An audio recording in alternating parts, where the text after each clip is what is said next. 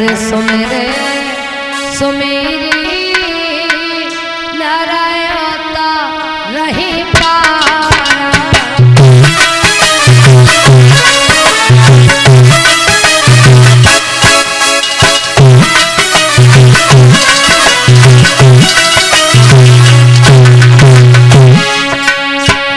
कलयुग केवल नाम धारा सुमेरे सुमेरे नरयो करे पारा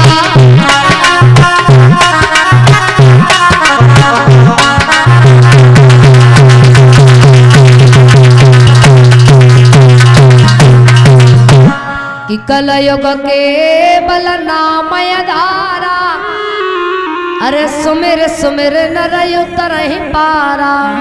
कलयुग में भगवान का नाम लेने से ही व्यक्ति का कल्याण हो जाता है। श्रीमद श्री माने लक्ष्मी, मद माने अहंकार। जिसके पास में अधिक संपत्ति हो जाए, अधिक धन हो जाए, उसे ऑटोमेटिक अपने ऊपर अभिमान हो जाता है, घमंड हो जाता है।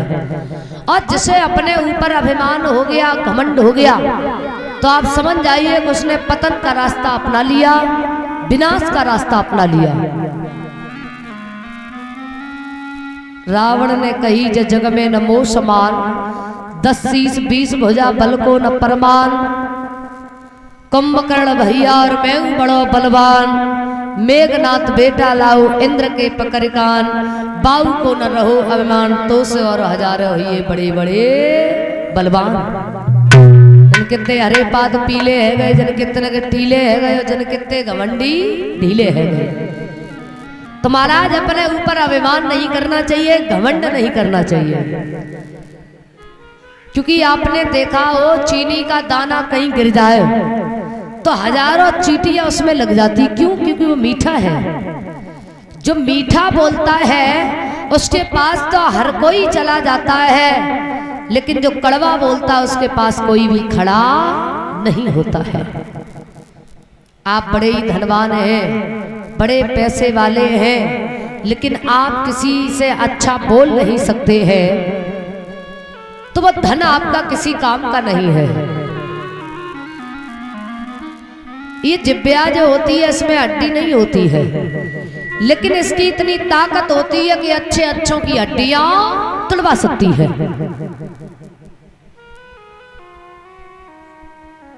तो महाराज हमेशा मीठा बोलना चाहिए। महाभारत का प्रसंग ये बड़ा ही आनंदमयी प्रसंग है। अच्छा, आज भी हर घर में महाभारत चढ़ा हुआ है। यदि घर में 2 भाई हैं तो दोनों में महाभारत हो रहा है। क्यों? क्योंकि हमारा इतना गौरवमय इतिहास, कुरुक्षेत्र में महाभारत का युद्ध 18 दिन तक चला, लेकिन हमने उससे शिक्षा को ग्रहण नहीं किया, इसलिए आज भी हमारे घर में महाभारत हो रहा है। कितना गौरवमय इतिहास, उससे शिक्षा को ग्रहण नहीं किया, इसलिए आज भी हर घर में महाभारत हो रहा है। अच्छा, वो भी कोई गैर नहीं थे जिनमें महाभारत का युद्ध हुआ। चाचा और ताऊ के ही बेटे थे, एक दुर्योधन एक धर्मराज, जिनमें महाभारत का युद्ध हुआ। दुर्योधन बड़ा ही लालची था। अच्छा, आज भी हर मन में लालच बैठा हुआ है, हमारे मन में भी लालच बैठा हुआ है, आप सभी के मन में वो लालच बैठा हुआ है। ऐसी लालच की वजह है कलेश, द्वंद्व, और यहीं से शुरुआत होती है महाभारत की। बड़ा भाई क्या सोचता है जसवंत नगर की जो फेमस मार्केट है वो हमारी हो जाए और बार वाली हमारे भैया को दे दी जाए। और परिषद जी पंचायत करने के लिए जो पंच आते हैं वो भी किसकी पंचायत करते हैं? जिसकी तरफ ताकत ज्यादा होती है उसी की पंचायत होती है।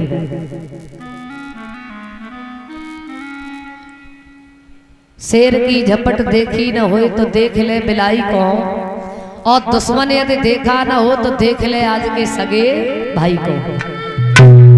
परीक्षा जी 50% भाइयों भाइयों के मुकदमा मिलेगी कोर्ट में। क्यों? क्योंकि भाई भाई की बात को सुनना नहीं चाहता, भाई भाई के पास बैठना नहीं चाहता। भाइयों भाइयों के विचारों में बड़ा ही परिवर्तन हो गया, भाइयों भाइयों के विचार बड़े अलग अलग हो गए हैं। ये श्रीमद् भागवत कथा ये कोई मनोरंजन का साधन नहीं है, ये आपस में प्रेम बढ़ाती है, जोड़ने का काम करती है और हमारे घर में सुख शांति लाती है।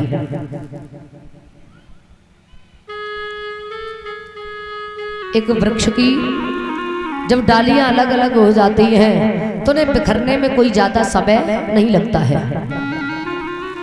अगर आपस में भाइयों में झगड़ा हो जाए और पड़ोसी उसमें सलाह देने लग जाएं, तो उस घर में विघ्न बाधाओं के अलावा कभी भी सुख शांति नहीं आ सकती है, कभी नहीं आ सकती। जिस घर में आपस में फूट हो जाती है वो घर घर नहीं रहता, नरक के समान बन जाता है। और जिस गांव में फूट हो जाती है वो गांव गांव नहीं रहता, विनाश की तरफ बढ़ने लगता है। इसलिए हमेशा आपस में प्रेम बढ़ा करके रखना। अच्छा, भाइयों को अलग करने में 50% हमारी माताओं का भी हाथ होता है परीक्षित जी, है? क्योंकि अगर बड़े भाई के ऊपर कोई मुसीबत है और छोटे भाई ने 20,000 रुपया देकर के थोड़ी सी मदद कर दी तो हमारी माताएं कहती है मैं मायके चली जाऊंगी, फांसी लगा लूंगी, है? लेकिन माताओं कभी भी भाइयों भाइयों को दूर नहीं करना। अरे वो यहाँ बात नहीं कर सकते हैं, कहीं बाहर जाके बात कर लेंगे, क्योंकि भाई भाई का प्रेम जो होता है बड़ा अटूट होता है। आपने माताओं कथा तो सुनी होगी, जब भगवान प्रभु श्री राम वनवास के लिए गए तो लक्ष्मण भी साथ में गए, तो उर्मिला ने उन्हें रोका नहीं, कहा कि जाइए आप अपने भाई की सेवा कीजिए।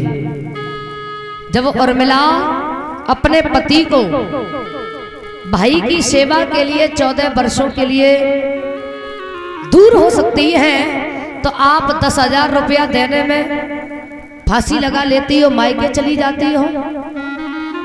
कभी भी भाइयों को जुदा नहीं करना कि भैया मारे यदि भैया को तो ढाल बनेगी मैया है, दुश्मन मारे यदि भैया को तो ढाल बने गो भैया है। इसलिए भाइयों में कभी भी नफरत नहीं फैलाना, क्योंकि जहां फूट हो जाती है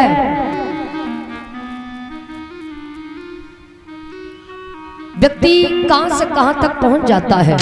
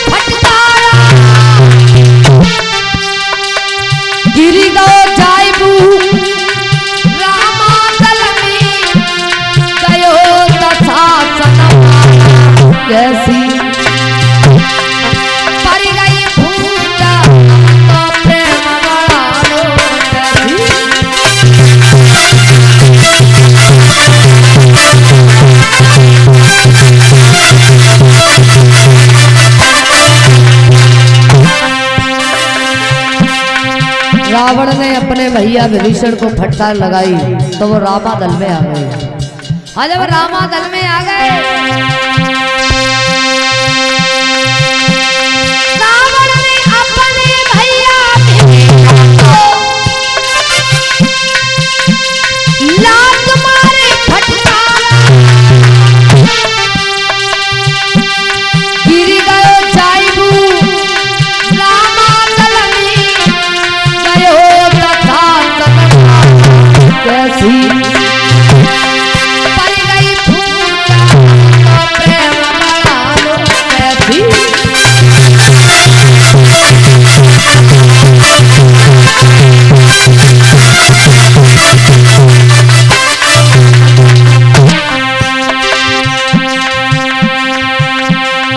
सटे साट्यम समाचरित।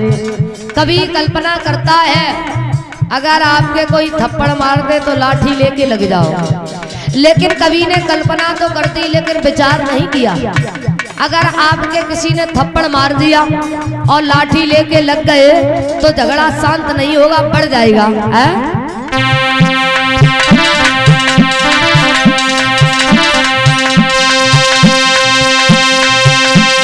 लगी हुई आग पेट्रोल से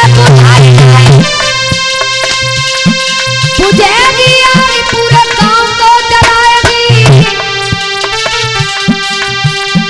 आलावारी की दुकान पे कुतिया रखवाली करेगी, जलेब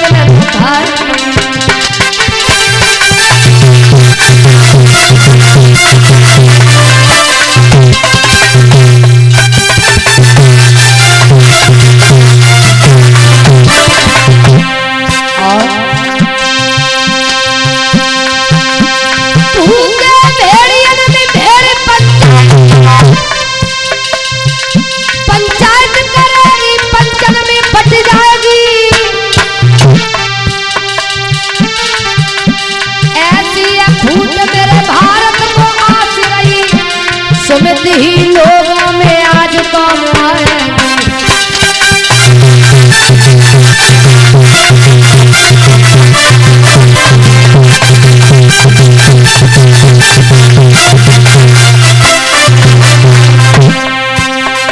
कैसी पर गई फूटा तो प्रेम बड़ा लो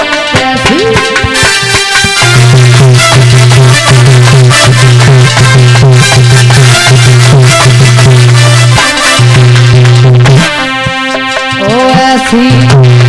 पर गई फूटा तो प्रेम बड़ा लो।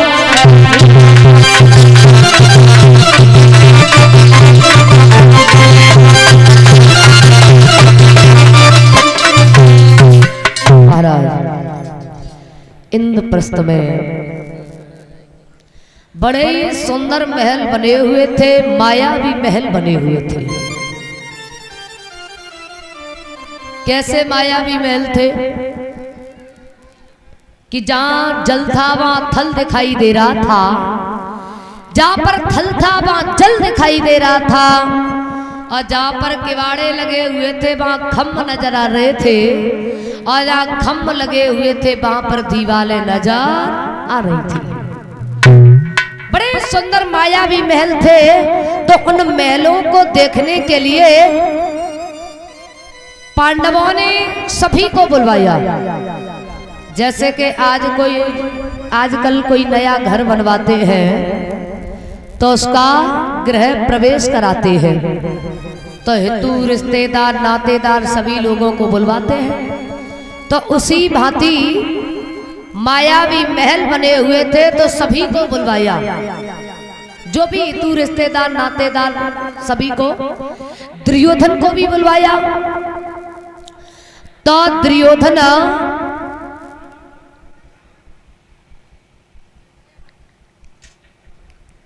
महल देखने के लिए आते हैं। तो मायावी महल था, जहां जल भरा हुआ था, तो उनको पृथ्वी दिखाई पड़ी है। पृथ्वी को समझ करके जैसे ही आगे